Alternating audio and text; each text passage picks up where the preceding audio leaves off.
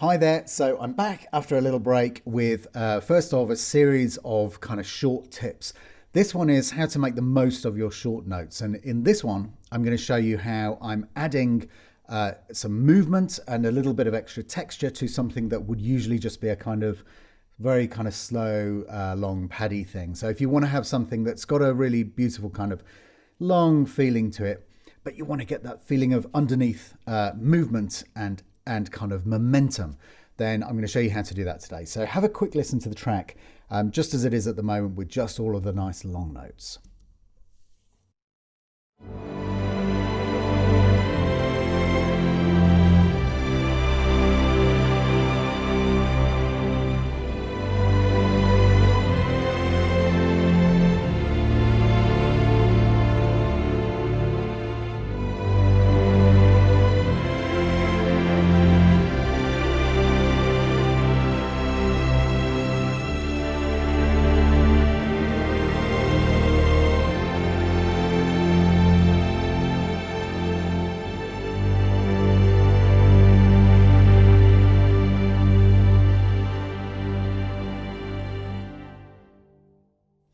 So you can see what I'm doing here. I've got a kind of really simple chord sequence, and I've just got a kind of nice soaring melody over the top.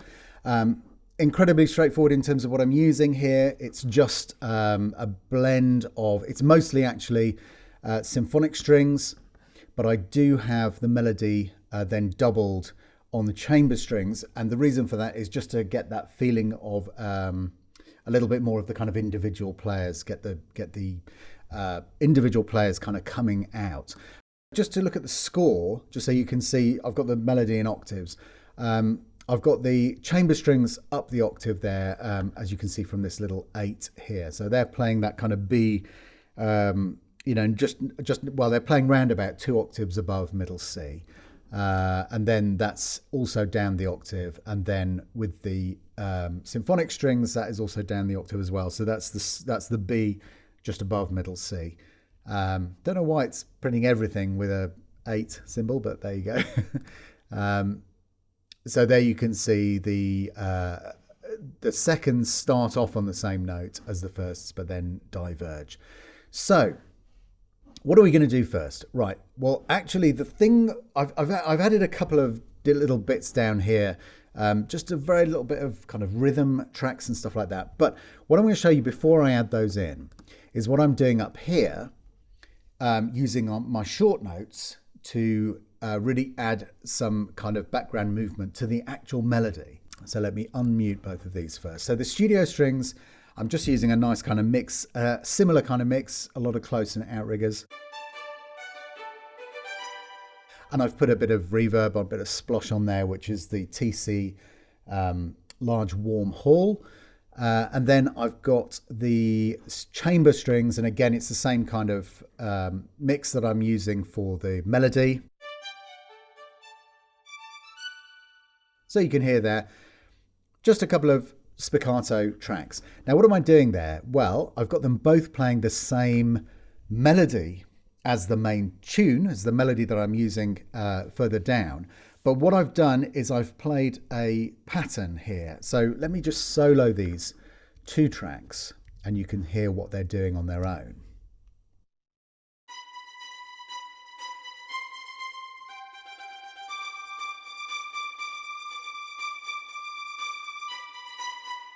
So you get the idea.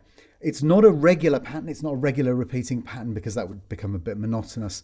It's just something that just mixes up a little bit of those 16th notes and 8th notes.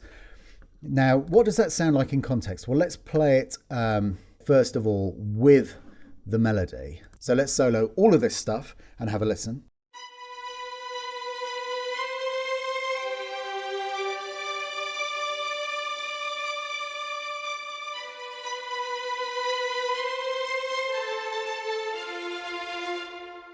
So you get the idea. It's not, the purpose of this is not to have something that sits over the melody. The melody on the long strings should still be the focal point for your ear. But what this is doing is as that melody kind of rises and falls, and you'll see if I just put one of these tracks up on its own and go back to the piano roll, you can see what I've been doing with the vibrato there, but also with the modulation. You can see that I'm shaping the melody. Now, as the melody drops down in kind of intensity, then these little chattering strings that are going along on the same notes behind it kind of pop through. And in the little gaps where, the melody is kind of almost taking a breath to start again, you can hear them just still doing their thing. So that's what I like about it. The idea is that it's a part of the texture. It's not something that should be just banging like a Morse code over the top of everything else. So let's put that into the whole track and have a listen and see what happens now.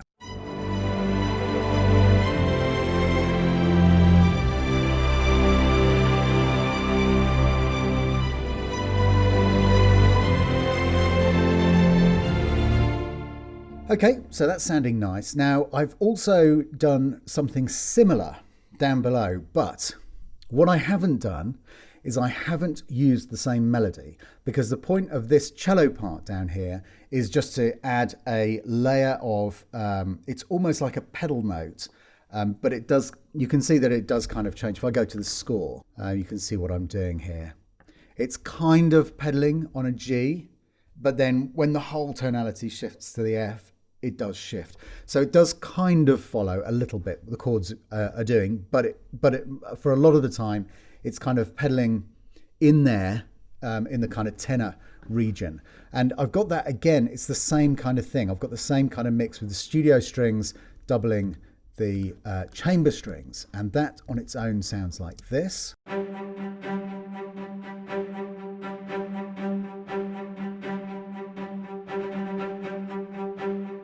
So you get the idea.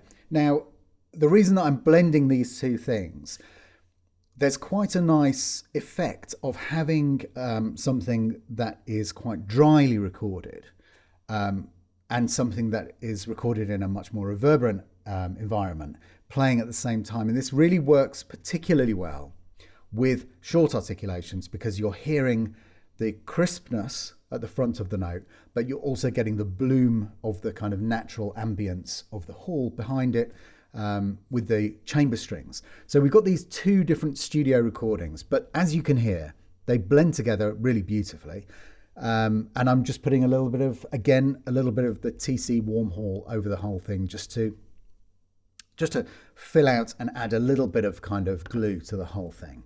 So let's play that with the whole band, and you can listen out for those cellos.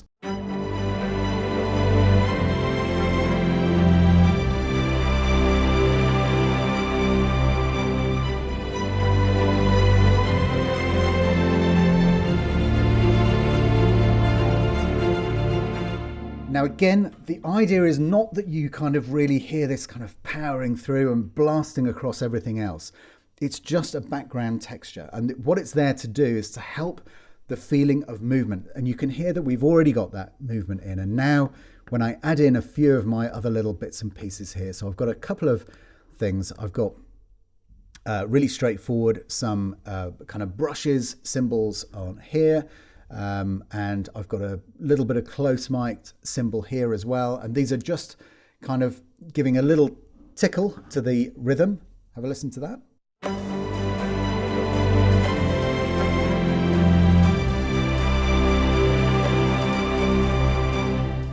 Now you can hear that I've got some stereo stuff going on. I've got a little bit of delay on these. I'm also panning them quite wide, so that helps. I've got a short kind of Damaru sound from the percussion Swarm short notes, and if I can find the right note.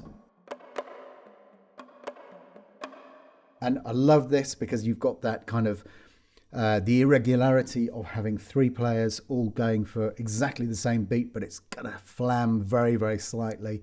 And these are the super close mics from there. So that's a nice sound. What else am I adding in? I'm adding in a little bit of the Albion One toms. And again, you can see on my mix, I've got that kind of, if I just solo, ignore the fact that says Damaru's. Not very good at naming my tracks and being tidy in my sessions. So this part,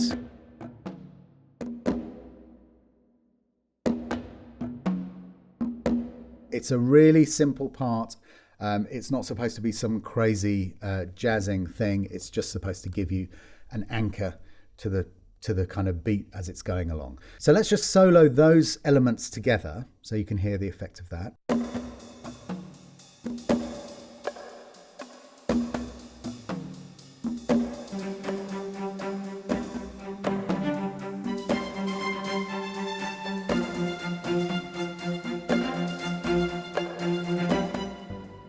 So it's quite good. So I'm enabling myself not to have to lean too heavily on percussion to keep the movement. I'm sharing the task between some of the string sounds and some of the very, very light, gentle percussion sounds.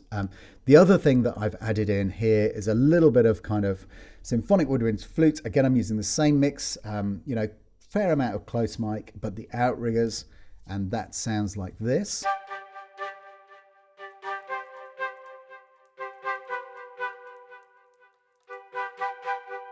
And I'm using a little bit of this wonderful UAD Neve emulation to EQ, bring out a little bit of the kind of spit and the top from it. And then I'm putting it through just a really simple ping-pongy style delay. Again, you're just using these things, nothing that is kind of too audible. It's just lots and lots of little elements, little bits of color that will add to the feeling of movement. So let's add that all in, and my last kind of stuff that I'm adding in here is just these fabulous kind of springly things. And those are just for colour, just to give you a little bit of extra something. And what am I using here? I'm using the JJP. This is just to kind of treat it almost like it's a guitar sound, even though it's the Labs Dulcimer.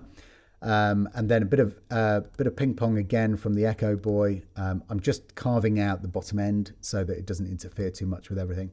I'm putting a really lovely long EOS, this beautiful smooth long echo, which I love, from Audio Damage. So let's put it all together and see what we get.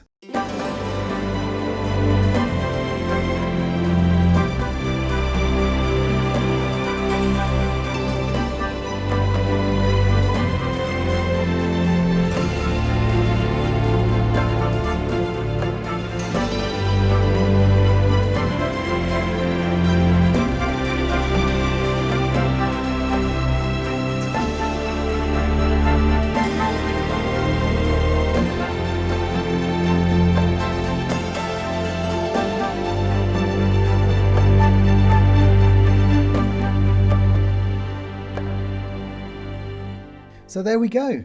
That's just a couple of ideas for how to add a little bit of rhythmic texture in a slightly unusual way into a track which otherwise is just these kind of long, expansive things. I know anybody looking at my viola track here will be saying, how many violas have you got in this virtual band? But who cares? I wanted to use the strings to do their long thing at the top, the violins to do their long thing. I wanted the cellos and basses to be doing their in octaves thing, so they're literally just together doing their thing. I'm not talking about the rhythmic thing, I'm talking about the long notes. So that left me with this rather gaping hole in the middle, and as it happens, I rather like the sound of these violas in symphonic strings, so I just thought, okay, I'll let them just go 2-3 part, even 4 part in places, and it sounds great. And if it sounds good, it is good. So I hope that was interesting, useful in some way. There's going to be lots more of this kind of little bite-sized tips. I've got a massive list of all kinds of fabulous suggestions that you guys have been sending in as well. So please comment below, let me know what you think, and one of those, always good. Subscribe to follow stuff that I'm doing, and leave me more ideas for things that you want me to cover, and I'll just try and brain dump everything that I know in every area, and hopefully some of that stuff is going to be useful. Thanks very much for watching. See you on the next one. Bye bye.